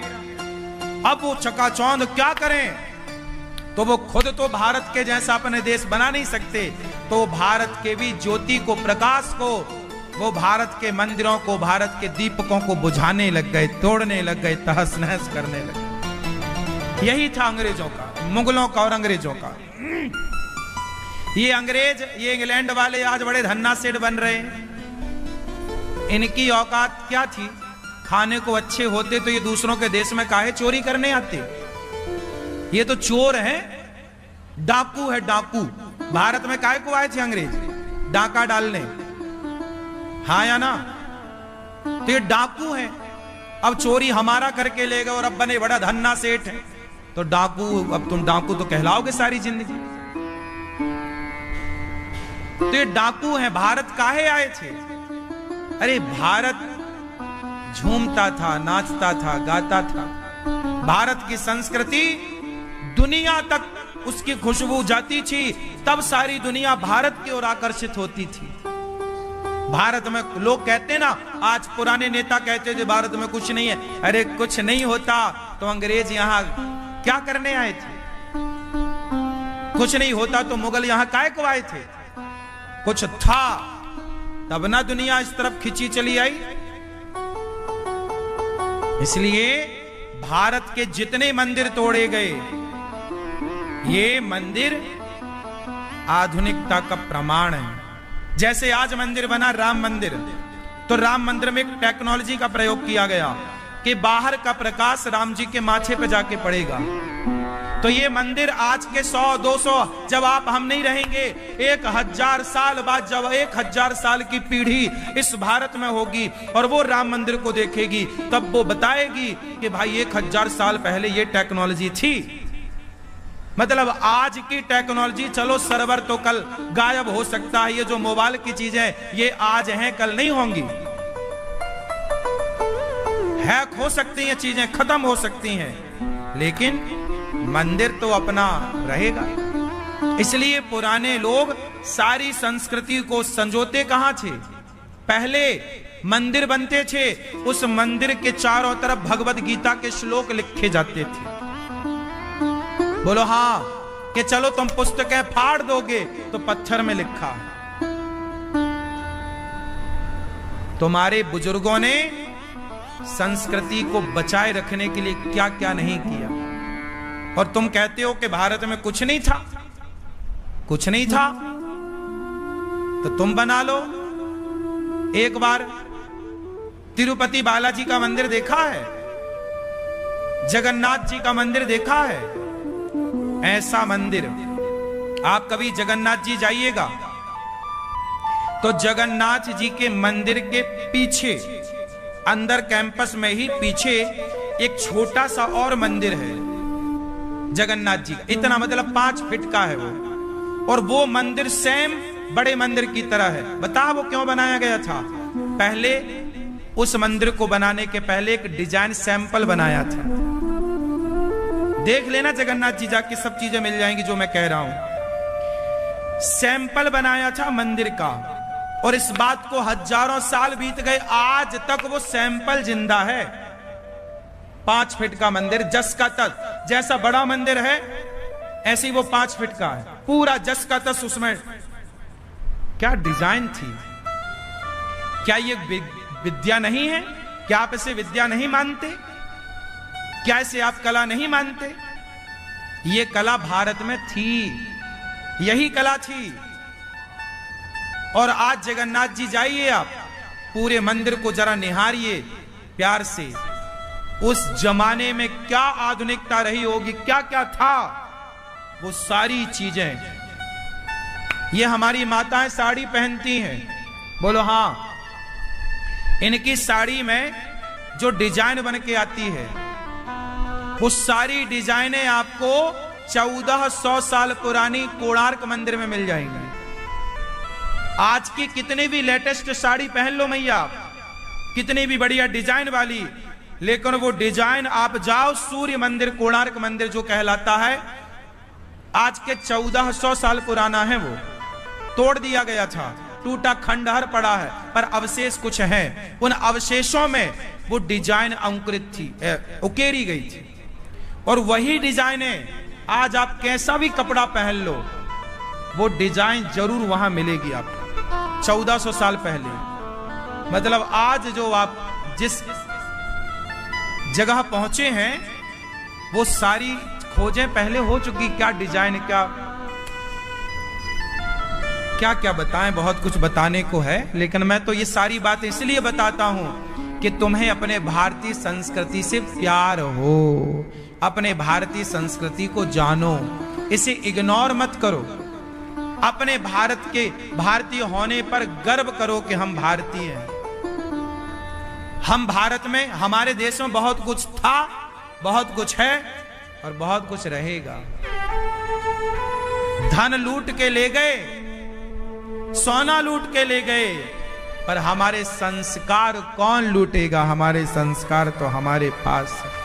पर दुख इस बात का होता है जब आप अपनी भारतीय संस्कृति छोड़कर और आप टाई बेल्ट बैच लगाकर अंग्रेज जैसा दिखना चाहते हो। आप लोग टाई लगाते हैं, कोट पहनते हैं। इतनी भरी गर्मी में तुम कोट पहनते हो, शर्म नहीं आती? पतला सा कुर्ता पहन लो।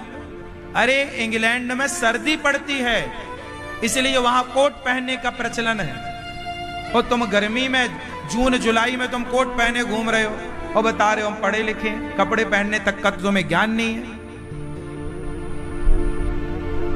क्यों?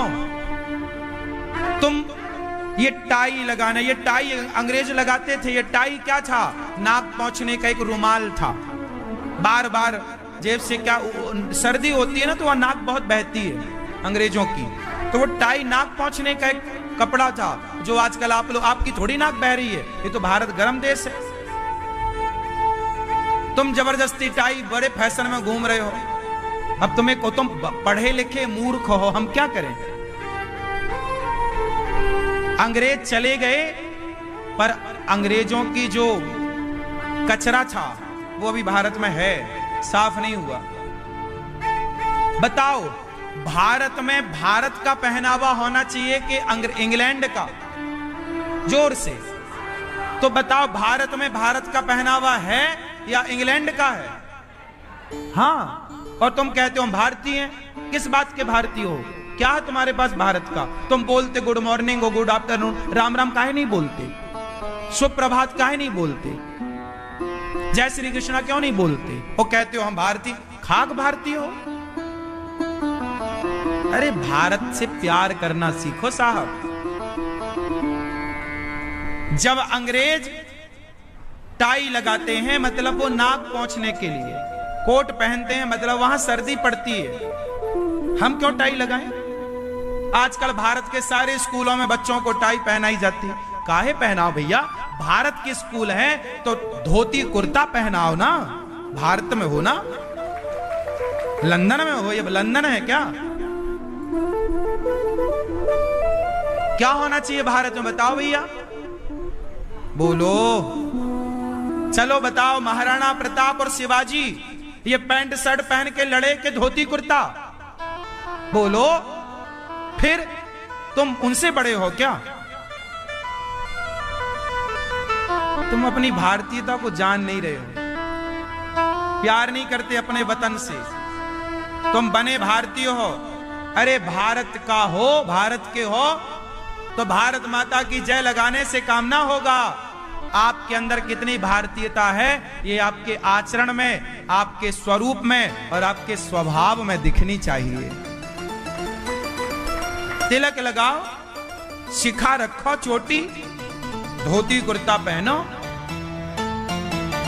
गौरी गोपाल गुरुकुल है, हम बच्चों को पैंट शर्ट की ड्रेस नहीं देते, हम बच्चों को धोती कुर्ता पहनाते हैं। बच्चे पहनते हैं धोती कुर्ता। भारत का गुरुकुल है ना, तो भारत का परिवेश होगा। ये कोई लंदन में चल रहा है क्या?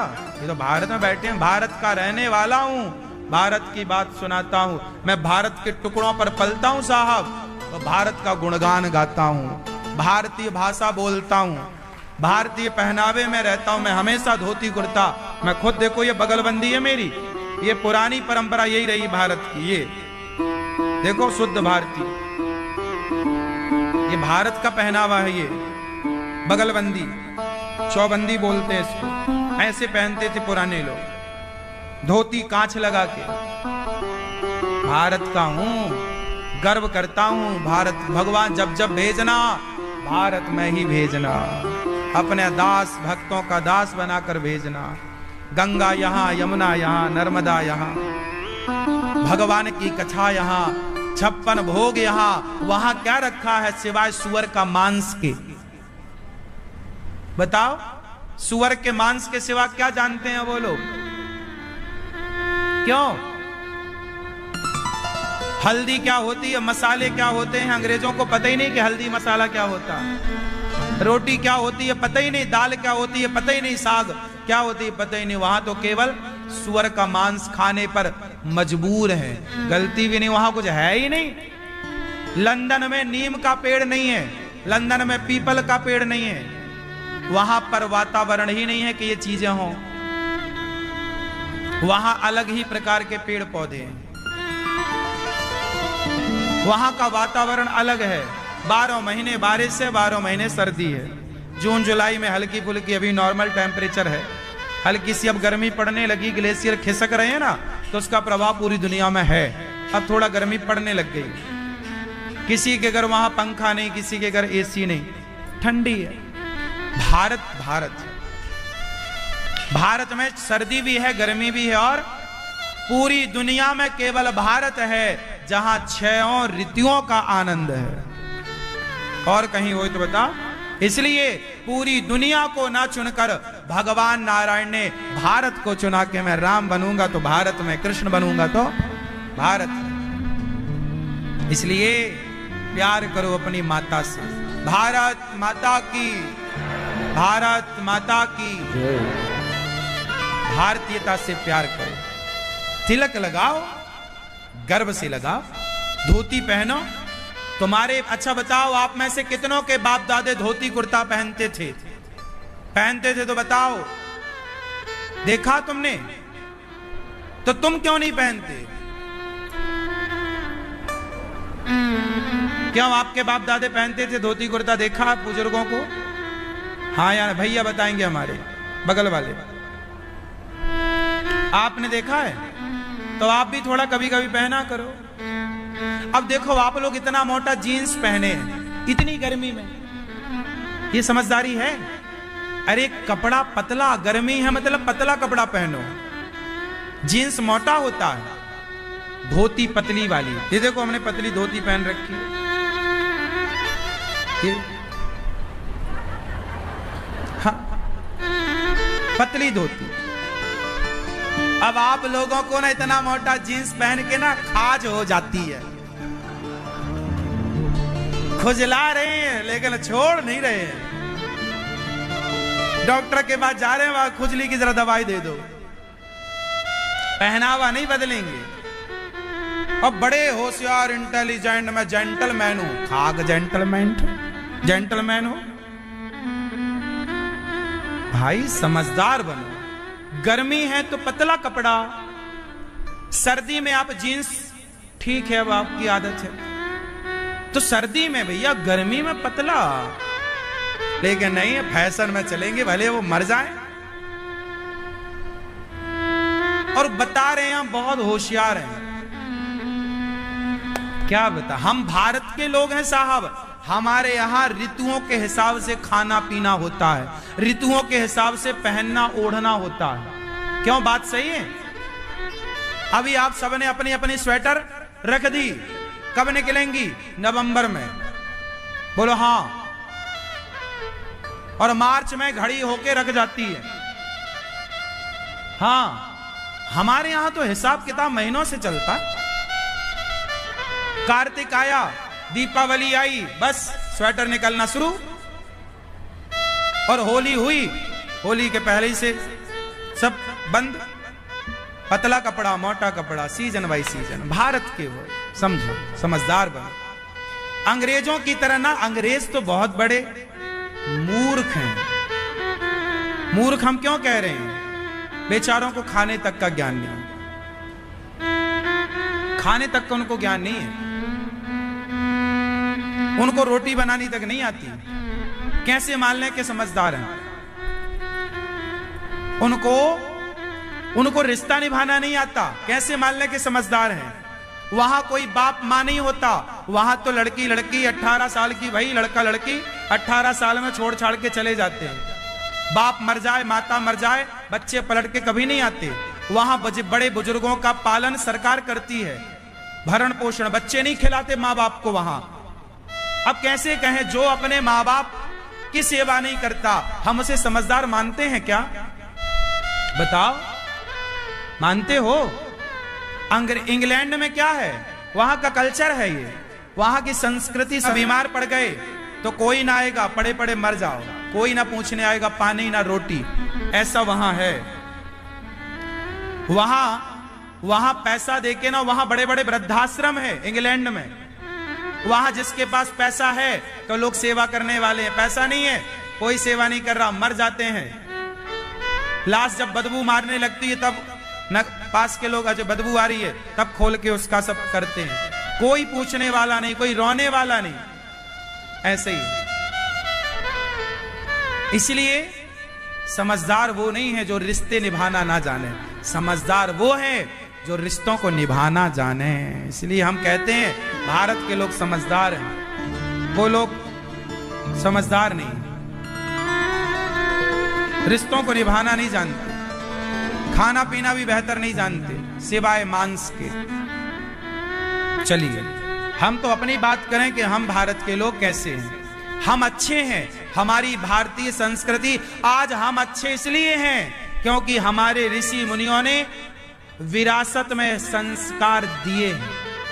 कुछ संस्कार बचे थे तो वो आप तक आ गए, अब जो बचेंगे वो आने वाली पीढ़ी में जाएंगे, नहीं बचेंगे तो फिर भारत की भी स्थिति वैसी हो जाएगी।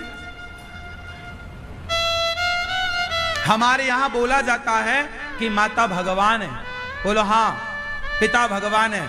अमेरिका, लंदन, जापान में नहीं बोला जाता कि पिता भगवान है, वहां बाप भगवान होता है ऐसा कोई नहीं बोलता, वहां माता भगवान कोई नहीं, वहां तो बस पैदा हो गए चलो। और सुनो, इंग्लैंड की जो महिलाएं होती हैं ना, हमारे बाहर, अच्छा ये बताओ, आप अपने बच्चे को कितने साल तक दूध पिलाती हो? माता, आप अपने बच्चों को कितने साल तक, भैया कितने साल तक आप दूध पिए हैं बताओ? नहीं पता? भारत की माताएं कितने वर्षों तक दूध पिलाती हैं अपने बच्चों को बताओ, लगभग एक लमसम बताओ, बोलो बोलो, कितने साल? कुछ लोग कह रहे हैं 1 साल, कुछ लोग कह रहे हैं 5 साल। हाँ चलो छोड़ो, आप अपने बच्चों को कितने साल तक साथ में सुलाते हैं? 5 साल के बच्चे को आप अपने साथ सुलाते हैं कि दूर? बोलो, साथ में, छाती से चिपका के, हाँ या ना? हमारे भारत में 5 साल के बच्चे को, 6 साल के बच्चे को, 7 साल के बच्चे को भी मां अपने साथ सुलाती है, 8 साल के बच्चे को भी मां अपने साथ सुलाती है। बोलो हाँ, हाँ या ना? लेकिन इंग्लैंड में 1-2 दिन के बाद से मां अपने बच्चे को अलग सुलाने लग जाती है, बच्चों का कोई इंटरफेयर नहीं चाहिए उनको, वो अपनी मौज मस्ती में रहते। 1 महीना 15 दिन का हुआ बच्चा अलग सुलाते हैं, और रात को वो रोएगा, जब बहुत रोएगा तब उठ के जाएगी तो उसके मुंह पे बोतल उतल दे देगी दूध, और अपना दूध भी नहीं पिलाती ज्यादा, 2, 4, 6 दिन तक बस,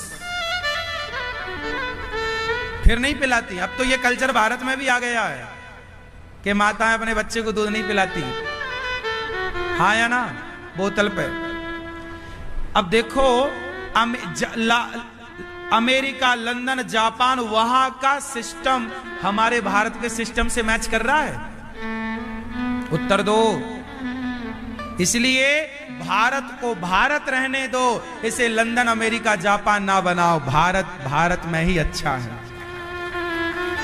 भारत के जैसा कोई हो नहीं सकता। आप मेरी बातों को गहराई से समझोगे तो कुछ समझ आएगा, यूं समझ में कुछ ना आएगा। आप यदि ऊपर ऊपर की बातें सुनना चाहें, समझना चाहें, इसलिए आपको भारत में रहना है तो भारत के सिद्धांत, भारत के संस्कारों को स्वीकार करना चाहिए, भारत के संस्कारों में मस्त रहना चाहिए। मैया बैठो, अभी प्रश्नों